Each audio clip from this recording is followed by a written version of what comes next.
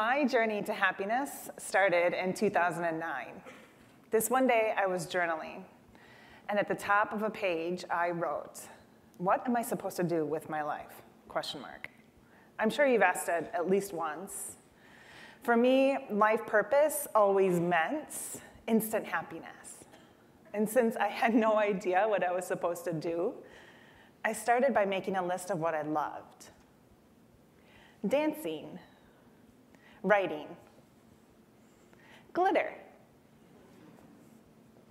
connection, empowerment, self-discovery. I had no idea how I was going to make a living doing any of that, especially the glitter part. But this one day I had a thought. What if I created something for girls and I allowed them to connect to one another and support each other and empower each other through childhood into adulthood so that when they became my age, they didn't tear each other down. They knew how to encourage each other. And we could use creative arts as a way to enhance self-esteem and express ourselves. And that thought became this intense drive I couldn't ignore. For 2 years, my life revolved around it. And then finally, January 13th, 2011, I grabbed every penny I had, and I took the biggest leap of faith of my life, and I launched Severson Sisters. We inspire girls to live their life as their awesome, authentic super self. And we caught on fire, like instantly. And I took off running as fast as I could for as long as I could. And it was everything I wanted. I was happy because I found my purpose. I was empowering girls and I was changing lives. I had drive. And then pretty soon, the burden of running an organization on my own and changing hundreds of lives on my own outweighed anything else. And the demand and the responsibility never stopped, and so I couldn't stop until one day I had nothing left to give. I'd run myself so thin, there was literally nothing left for me. My breaking point was my 35th birthday, July 17th, 2013, and I couldn't get out of bed.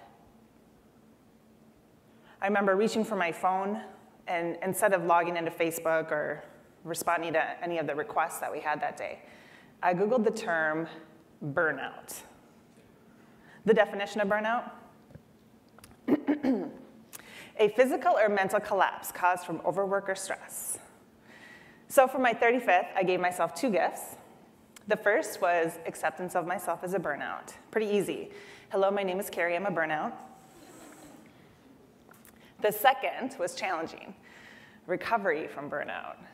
I had no idea how to even start, where to go, but I knew I had to disappear to change everything. So I grew up in small town Wisconsin. It's safe, it's familiar, it doesn't have internet access. I have to drive 20 miles to get a cell phone. It was perfect. So I literally pushed everything off to everybody else, and I left. I could just be still, silent, totally bored, uncomfortable, absolutely foreign. I had no idea. What do you do with your hands? You just like hang out?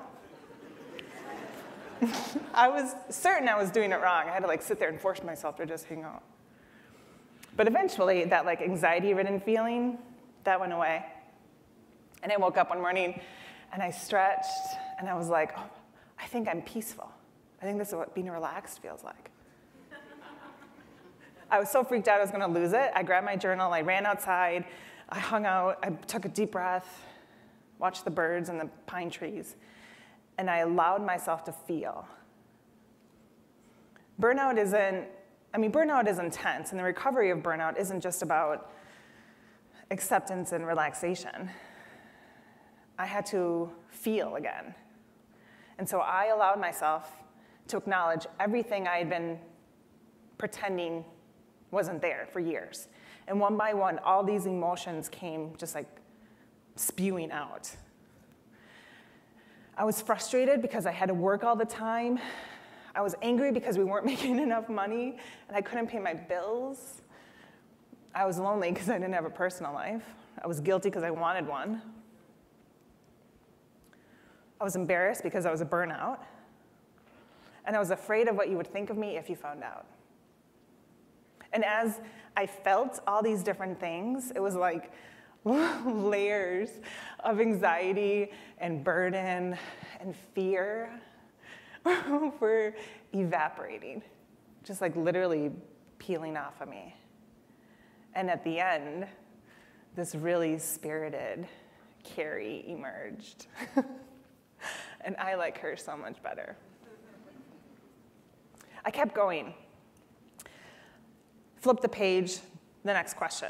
How can I get back on track? My personal journey to happiness, part 2. And I made another list. Things I love. Watch old comedies and laugh until you almost pee your pants. Cuddle with puppies and kittens and draw with chalk, wear fairy wings, play in the ocean, fall in love, visit friends, travel to new cities. And suddenly this journey was totally new. I was balanced, I was connected. Eventually I went back, immersed myself back into my life purpose. But it's never been the same. I'm well aware of where that burnout line is, and I don't even flirt with it. And it's not that hard either, because my happiness is just as important as my life purpose. My journey to happiness revolves around 2 points. What am I supposed to do with my life? And what makes me happy? My life purpose has never changed. I am who I am. I give what I give. I shine as bright as I can shine. My happy list? That changes all the time. What's on your list? Thank you.